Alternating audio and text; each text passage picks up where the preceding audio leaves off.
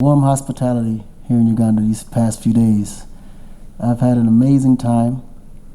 Oftentimes when I travel, I don't get too much time to visit the country and get to understand it, know it, and really have fun. But this trip, it was one of the specific treats for me because it's been almost 12 years since I've been here last on my last concert, but never had a chance to really, view the country. So after meeting with the president, I'd like to thank him a lot for opening up the doors, giving us all the specific and open hospitality to make me feel super welcome, super safe. And it definitely changed my mind state of my true intention coming. And ultimately, I just wanted to come have a great time and seek the opportunities that Uganda had for me. Now I'm leaving determined to do something amazing here. Uganda was 5 countries out of the 10 that we had access to do in Akon City. And after this visit, it's definitely going to be a country that we choose to put in Akon City. We're currently now going to reach areas throughout Uganda alongside the support of the government to decide the best place for this city to fit, to where it's fully beneficial to the country. So the idea is to utilize all the resources that we built throughout the years and try to rebuild the country. The goal, the continent is our goal, to build the continent. It's going to take our generation to do what they need and utilize their responsibility to the future of Africa to take it to the place in where it needs to go. We need to unite as a people to make this thing happen. I always believed, and now knowing my true calling, is to develop Africa, whatever it takes. I utilize my resources, my celebrity, my finances, my connections, knowledge, whatever it takes to get to that point, and want to partner with countries that want to see their country go to the next level and be something different for tomorrow. I believe that Uganda has the biggest potential in tourism throughout all of Africa. I've been everywhere in Africa, trust me, and I haven't seen potential like this. So we are very excited, super, super excited. My whole team is here. My beautiful wife is here. Isaac, he's here. He's our local partner. Anything related to Akon City or relative businesses, he's the guy that you will contact, and he will contact in return anyone in our team that deals with that specific matter or sector. So we want to make sure we create a real infrastructure here so communication is clear. Ultimately, I want to also manage the expectations of things that we plan to do in Uganda. It is time. Things will take a little bit of time. We will do all the necessary studies to make sure that everything happens the right way and is done properly. If you think the city's going to happen within 1-2 years, it's not. It takes time to build buildings, let alone a whole city. So this is a long-term investment planning. We are looking to do it within now and the next 15 years for the full project to be finished. And we're hoping that everything works the way it's supposed to work. But as we move forward with all the support necessary, I think this is a very achievable goal. And we're very forward looking to being in Uganda and doing great business and also inviting great business opportunities to this country. So thank you. Infrastructure and energy. We're obviously, as you know, I'm already in the energy sector where we're building solar lights and street lights throughout the world, heavily in Africa. We're also building solar grids that we plan to put in the rural areas and within the city as well. So as you know, without the energy part, the city itself won't even be possible. So there'll be a very strategic area in which we will heavily invest in the energy sector because we're going to utilize that energy to power the city itself. The tourism aspect of it is the main goal, to be able to attract foreigners to come and invest here in Uganda. We believe that every country is going to utilize and need tourism to fuel its economy. And ultimately, it will be a shame to have all this beautiful access to this country and no one else knows about it but Ugandans. So we believe that it's definitely necessary. And when it comes to infrastructure, that's also very viable to what we're doing, because the worst thing is to have millions of people come to visit Uganda and then we don't have basic roads to get them there. And show them the place or get to a specific area. So we want to make sure that we're putting down the proper infrastructure, not only for the visitors, but also for the locals, you know, for basic living. Infrastructure is super important, and we want to make that a priority. Thank you. The second question is about Akoncities. So what is the objective of this city, and why do you find it important to have this city here? What's the objective, estimated cost? I know you at least have a figure in your mind. And then let's talk about also the Akon. Is it going to be the currency in this Akon city, like, you know, you're trying to do in Dakar? Right. So the importance of Akon City is really to level up Africa. Africa has been pretty much the element that developed every country in the world except itself. So we want to be able to utilize our own resources to develop our own. And Akon City is one of those cities that utilizes African resources to build itself and power itself by the people. So we want to be able to create that model and copy and paste that throughout the continent. So we think it's very, very important, because that will just be the spark of a forest fire that eventually one day will raise someone like me or someone that has the potential that I have to do the same. And the idea is for all of us to come unite and build our country together. As for the Akon, which is our cryptocurrency, we want to be able to utilize that everywhere. We're currently beta testing right now in Kenya, which is doing amazingly well. We will be launching that within the next 90 days as an official cryptocurrency throughout Kenya, and eventually will one day become, hopefully, a currency to be used in Uganda as well. As you know, the Akon is a little bit different from the average currency, because it's not like the local currency where when you leave Uganda, you can't really cash it in for fiat currency. The crypto allows you to be able to use it globally, and Akon will be one of those platforms. No matter where you go, you can be able to take your finances with you, invest with you, but it will be the heart of what you created here in Uganda. So we do want to be able to implement Akon in Uganda, along not only with the city, but within the normal population one day to come as well.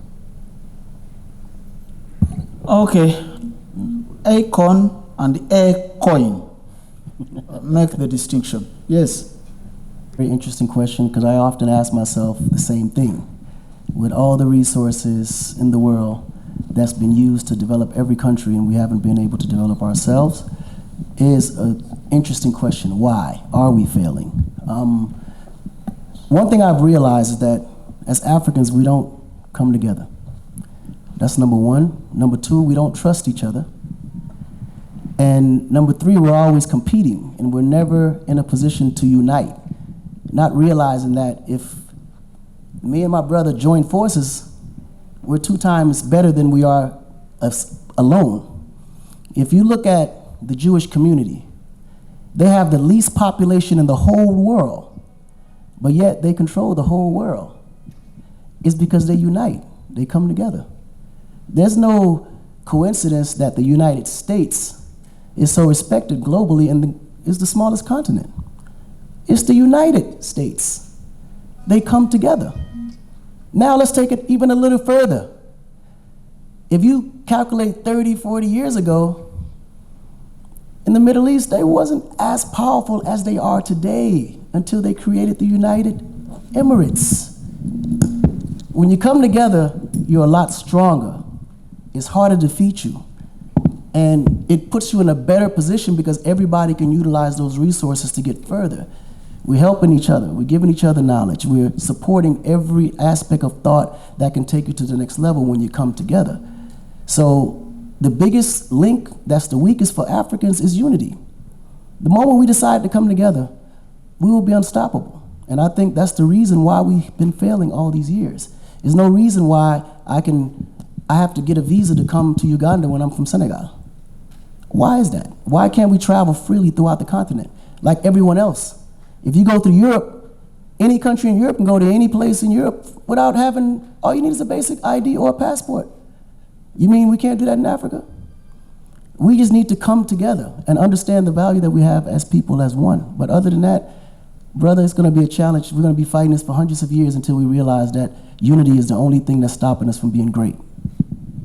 Thank you so much. Second was the Akon City Initiative. my brother asked it, but I don't know where it's repetitive, but I'd like to get the concept in the sense that it's being rotational and set up in different bases. Now you're choosing Uganda. What's unique about this initiative? And if you could quantify its bulkness in terms of impact to where you expect to have it located. Are you talking about the city, right? Yeah, the city. Yeah. Weigh in on it. Well, my choice is really based on potential. You know, when I look at the potential of all the places in Africa from a touristic standpoint, I believe Uganda has one of the biggest potentials. I believe Senegal has one of the biggest potentials. I believe Ghana has one of the biggest potentials. You know, I believe Ethiopia has one of the biggest potentials. It's certain countries that just have huge potential, and it's less threatening in many, many ways. And I think when you look at it from that standpoint, it makes it easy to make a decision, because through that potential, you can grow something that's viable.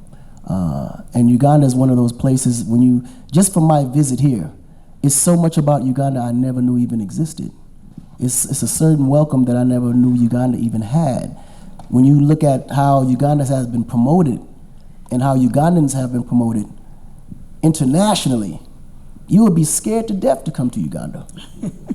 All they tell you is about the time frame of Idi Amin and all the things that happened. They don't tell you about what I just saw. And I'm determined to expose that. So I want people to understand how beautiful Uganda is, and the best way to do it is to build my city here.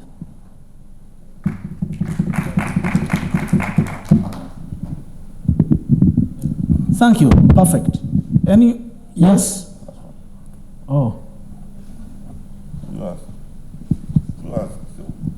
I go ahead. Okay. Who is asking? Yeah, thank you. My name is Daniel Mugoya. I work with UBC.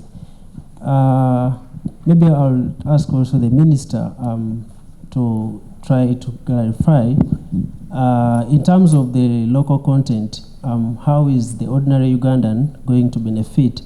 Recently, we heard of the Buy Uganda, Build Uganda. How is the ordinary Uganda going to benefit from such an initiative? Secondly, Mr. Akon, we would love to know how the management bit will be. For example, Africa faces a lot of corruption at large. So maybe we would like to know the management bit. That's actually a very, very good question. That was always a thought for me, because I always felt that corruption was the one thing that stopped Africa from growing. People don't realize how much corruption kills a country. And that was one of the biggest reasons why I decided that we're gonna do and put Akon within the city, because it creates a system of transparency through the blockchain. You can't cheat the blockchain. You can't lie to the blockchain. You can't create any forgeable documents or anything through the blockchain. It opens the information up to everyone there, so you're forced to be completely honest. And that alone is gonna change the game for Africa the moment blockchain is adapted into the country. So that, and you're 100% correct, you know, it's always been a problem. It's not just Africa. It's a problem in a lot of places. But the key is to get it set and positioned to where it's not an issue anymore. You know, because no one can sit here and tell me that the US is not, you know, more corrupt than Africa. They just have more finances to hide the corruption. You know, that's it. But corruption exists everywhere. That's not, if you spend too much time on corruption, you'll never get anywhere. The key is spending time on empowering the people so they don't have to be corrupt.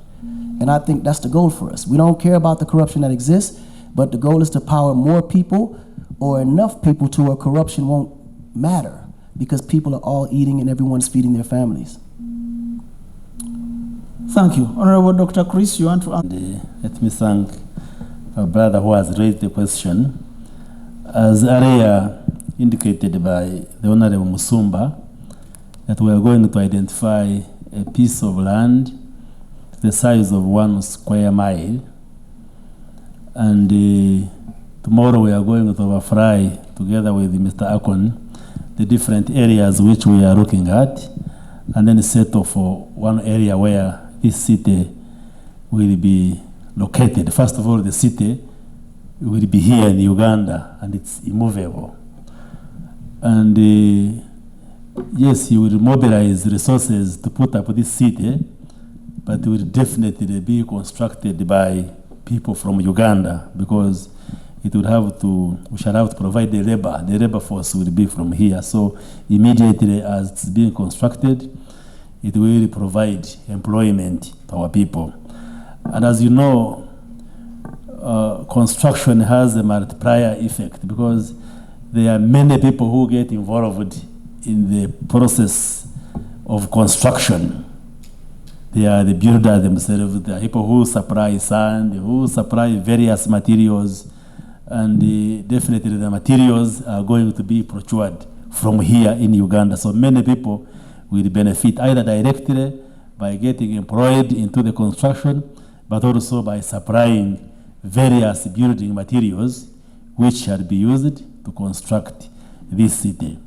And also, once the city is up and running, then it shall be us Ugandans who shall be working and running this city. So, in whatever way you look at it, Ugandans will benefit from this city, and we definitely need cities, we need urban areas, and therefore his decision to invest in the creation of a city is very welcome, and we have appreciated it as government, and that's why we are here together with him to assure him that we shall give him all the necessary support to ensure that this city comes and this dream is translated into a reality. Like the minister said, you know, there's to be a lot of direct and indirect impact as to how Uganda will benefit.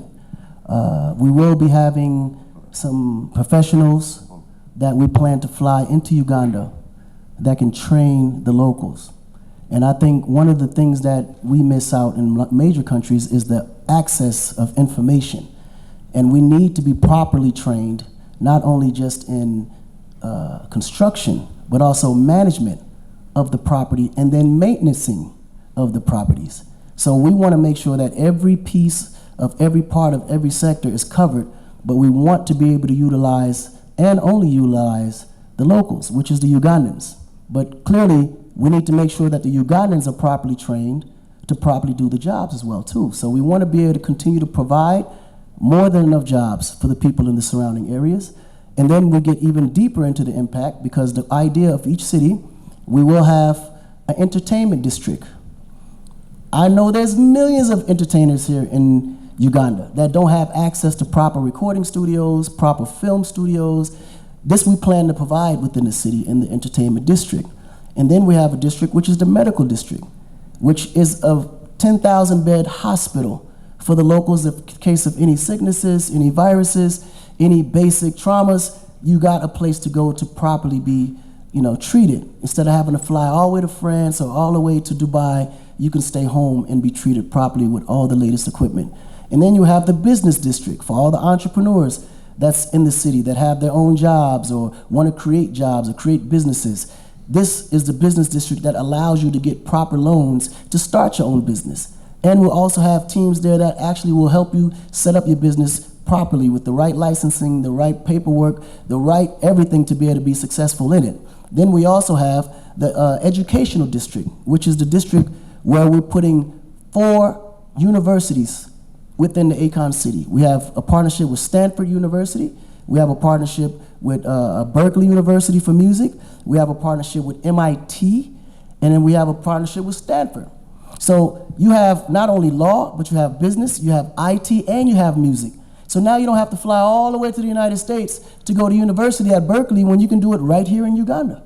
You know, so the idea is to make sure that everything that you can utilize for your day-to-day life and everything that allows you to be able to be the best at what you are will have those elements within the city to help you become that. So these are all the great opportunities that Ugandans will benefit from. And now there will be people from other countries that's closer that may want these same benefits. You know, someone from Rwanda may want to fly there for school, or someone from Kenya want to come, you know, to the educational district and, you know, take on law or whatever the case. But at least you guys will be the hub for the surrounding areas for those opportunities. So there's a lot outside of education and employment that would be beneficial to Ugandan people. I would like to know, probably from your own perspective, how much of a drawback the 2020 and still occurring COVID-19 pandemic has affected the ambitions of what you are setting out to do for Africa in terms of generation of resources, the investors you plan on talking to? Let's face it, everybody has been hit economically. So has it in any way affected you? That's my first question. My second one entirely is, you have painted a picture of a heavenly city in Kampala in Uganda. Presumably that would be called speculative urbanization, where you're going to create things that are here for Ugandan who is here. Now that presumably, in my understanding, widens the gap between the rich and the poor, the affordability on how somebody here can actually access this city regardless of the employment that can be set in. Africa is trying to move to a situation where we narrow that gap. How then does this Akon city address a matter of that nature? Nice. So let me ask you a second question first. So the question, if I'm correct, and correct me if I'm wrong, how do you put a city that's here for people that's here? Correct?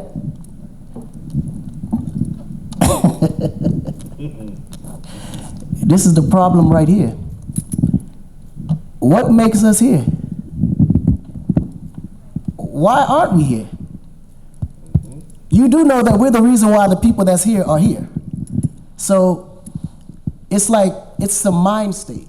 And I think the mentality of us as a people, we already believe that we're not worth what we're worth. I know for sure we're worth way more than what people look at us to be, because their idea and their goal is to keep us to think that we're nothing so they can continue to be something. Without Africans, the world won't exist. Without Africa itself, economy won't even exist. And I don't see why there's a reason why we can't build something up here for people that's up here. I look at all of us as we're right here. The only thing that stops us from being poor and rich is opportunity. And if we don't put opportunity in a place where there's less opportunity, people will never have the opportunity to be great. So I don't look at it as a standpoint of something that people can't afford. I know if I put it there, they're gonna find a way to afford it because it's gonna motivate them to be bigger than what they are now. And I think if we put ourselves in a situation to think that things that seem to be impossible is impossible, we'll never reach a goal outside of who we are. And I remember the time of history that I was taught when Africa controlled the world. We were kings, queens, richer than anybody you can ever think about. When you look at certain names that made people like Bill Gates live in projects, they had so much money. Because the resources were so rich in, we just unfortunately aren't educated enough to know how to monetize those resources to our benefit.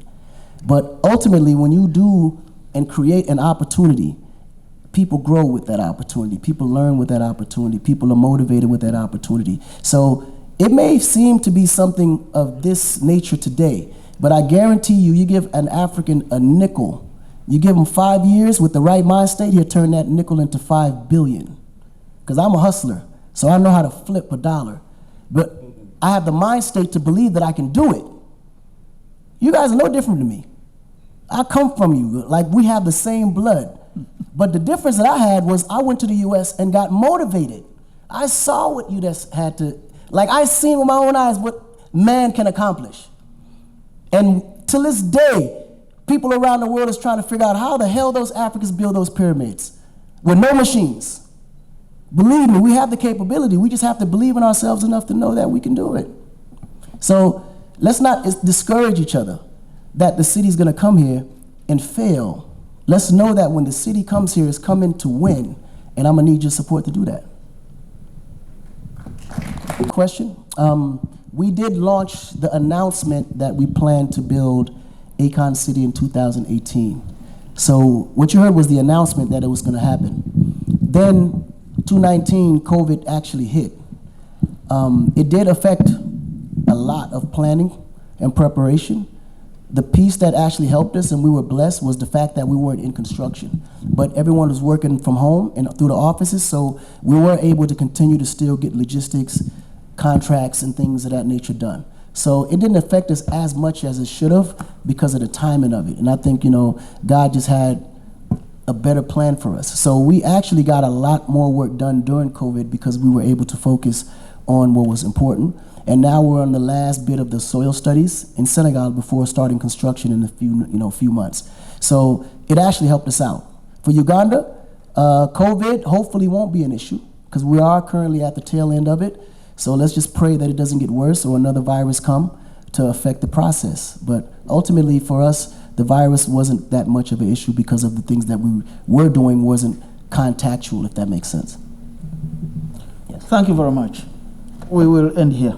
We want to thank the president. I really, Papa Mose put in a very good belief system in what I wanted to do here in Uganda. And I wanted to express that personally because, coming from the United States, you get so much. You get a lot of people saying a lot of things. Why Uganda? He's this, he's that. And I'm sure everyone here gets it. And one thing I want to emphasize is that you guys live here. I want you to really understand the role of government. Because a lot of people, unfortunately, we don't know the role of government. We depend on government to do everything. But government is just simply a system that regulates what you want to do and make things easier for what you need to do. But in the end of the day, the government is not going to do the work for you. We as a people have to put in the work. We have to go in and make it happen. And then the government's job is to open the doors to give it easier access for licensing, regulation, security, financing, things of that nature. But we have to go in and actually put in the work. So ultimately, he showed his leadership towards me, opened the doors, put me with his whole administration. Everybody was very supportive. They're opening the doors to make sure that Uganda's a better place. And I want to personally thank him, myself personally. And he loves my wife like his sister and daughter. So